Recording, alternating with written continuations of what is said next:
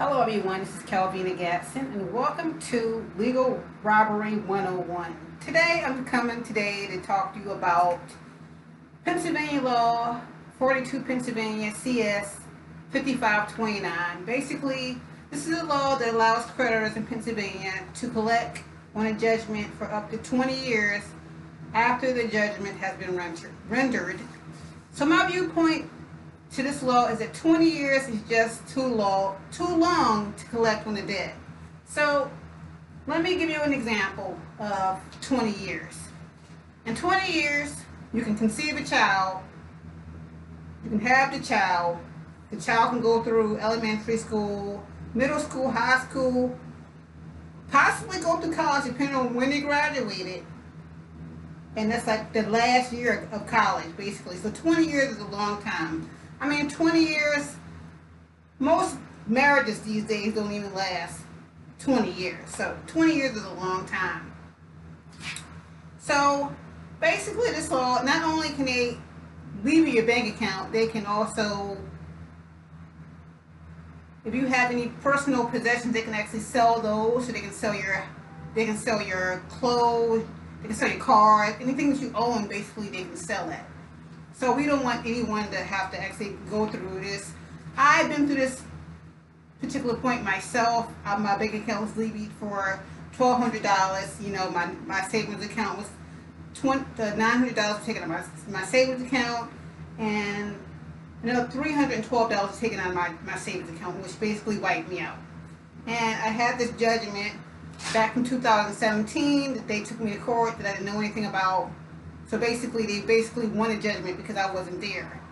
And then when this took place earlier this year, like in April, May, you know, I just happened to get up one morning and go to get a cup of coffee, and I noticed that my debit card wasn't working. So I called the bank, you know, and I asked them what was going on with it. I thought that I actually logged in my account first, and I thought that, you know, have I been hacked? I mean, I saw all these red numbers, you know, across the screen, and I called the bank, and they said that they gave me a telephone number to call, actually. They told me to call this number to see what was going on, and said my account was, they didn't use the word leaving, but it was a credit card company, so I called. It was actually a law firm, which is a WRIT Law Group. They're actually situated in Scranton, Pennsylvania. And basically they work on the side of the collection agencies and help them collect money. So, you know, since this was so old, I guess they just went ahead and just did the research, and they found out that I had a PNC bank. So they basically froze all 5 of my accounts that I had with the bank. Even though 3 of those accounts was basically prepaid cards for the children, so they could have some spending money. So they basically froze everything, checking, savings, extra accounts that wasn't checking. Everything that was in PNC Bank was just basically frozen. Which basically left me with no money, because most people these days, I know I do, I check the check, you know, pay the bills, and, you know, whatever, but basically there's no money left. Except whatever I had in my purses. If I had any credit cards, that was fine. At the time, I don't think I had any credit cards. I decided to actually clean up my credit this year. So I did apply for a secured card later on this year, but at the time, I don't think that I didn't have a credit card. So basically I had whatever in my pocketbook, basically. So, you know, I called my mother, told her what was happening. She gave me $25. I had another friend that gave me like another $60. But basically that was actually pretty bad. You know, basically left me wiped out. So I had to wait to, you know, got paid in 2 more weeks, and I had to everything was being direct deposited to my account. Basically, I had to stop everything from going to my account. So because wherever it would go into an account, again, of course, they would freeze it. So I had to stop everything that was going to my accounts. So basically, you know, I was busted. Luckily, I'm a school student at Grantham University. Yay, Grantham! And I had some money coming from them from a balance from my account, and that's basically what saved me. But everybody can't be saved, you know. Most people, like I said, live check to check, and you know, this happened to me, and I was pretty lucky, you know.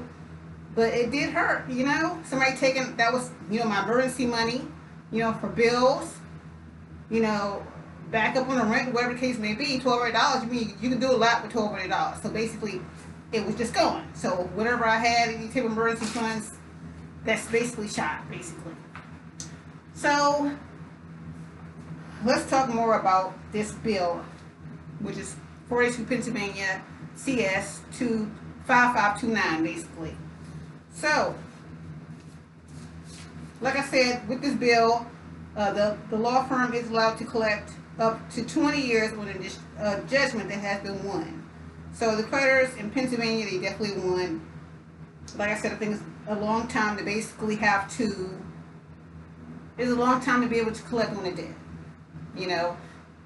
And that's basically, even somebody who actually has a lot of money, like a rap star, they probably run up, like, they probably have a nice size credit card bill, you know. What if they have $2 million in their account, and, you know, somebody, they owe a creditor, a credit card company, and their credit card bill is $1 million, and they have $2 million. What is $1 million going into? And by the time you add on the interest and fees, that could be the whole $2 million right there. It could just be gone. Just gone. And you just going. So it's just not a good thing. And what I would like to do, what I would like to ask my congressman to do, is to basically see if they can get chopped that 20 years down and, you know, 7 years. Mainly these days, with a credit report, nothing really stays on your credit card, your credit report.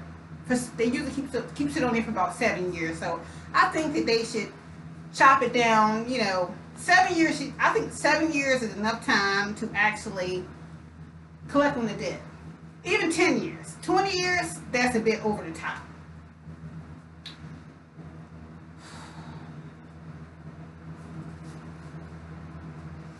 So basically, this basically happened in 2000. The original debt was in 2007. This is 2018 now. The original debt was $500, and they was asking me to pay over $4,000 with the $500 plus all the interest, late fees, and anything. That's what they actually wanted from me, but they only got $1,200. So now I still owe them. I mean, actually not finished paying them off yet. They still actually want more money, so it's not over yet, to the fat lady sings. So that's the 42 PA CS 5529. That is the law that actually allows them to actually legally rob somebody. I call it legal robbery because you don't know that this is going to happen. Nobody calls you on the phone. You know, my bank, they definitely didn't call me on the phone and tell me, oh well, even after the fact. It's the law. They don't actually have to tell you that somebody's about to, they might have to fork over your whole bank account to somebody. They don't tell you that.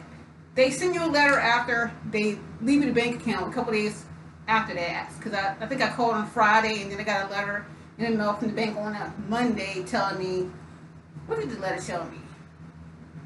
Oh, the letter told me that I was being sued, you know, it was a good execution, and that how much money they wanted. On the paper only said $2,200. Now they said they wanted $4,000, so I don't know. So it's a discrepancy there. So,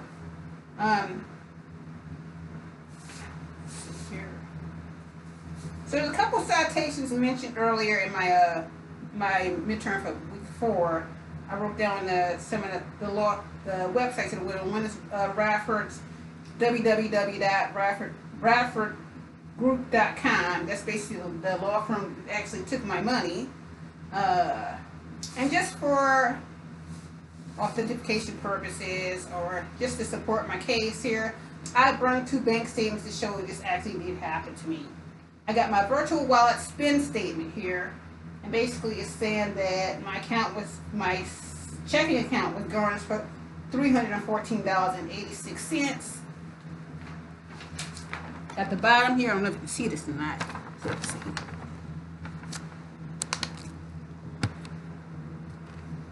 At the bottom there, $314.86. That was garnished my paycheck for my checking account, which was part of a paycheck that I actually had. And here's my growth statement, which is my savings. This account was garnished $921.53. virtual wallet, growth statement, down at the bottom with a circle around it. And I have the letter from the law firm too. 1 second.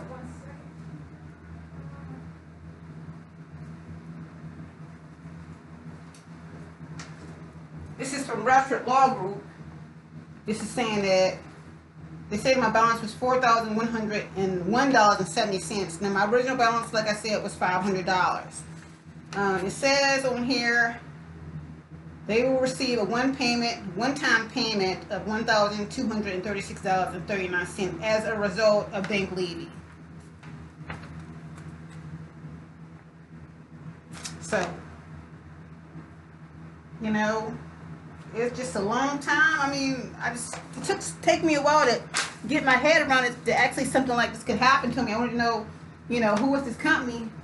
The original company that I had, the credit card company, was Direct Merchant Bank, and then that turned into Metris Bank, and then I think another bank was involved. I think they sold the debt a couple times, and then they got around to suing me, or they had already sued me already. So they just went to the court, filed the papers, froze my account, went across the street to PNC, you know, because City Hall downtown is, PNC Bank is like right around the corner from them. So they just went, the sheriff went there and served the papers. And it took a while. It didn't happen all at once. I was looking at the papers.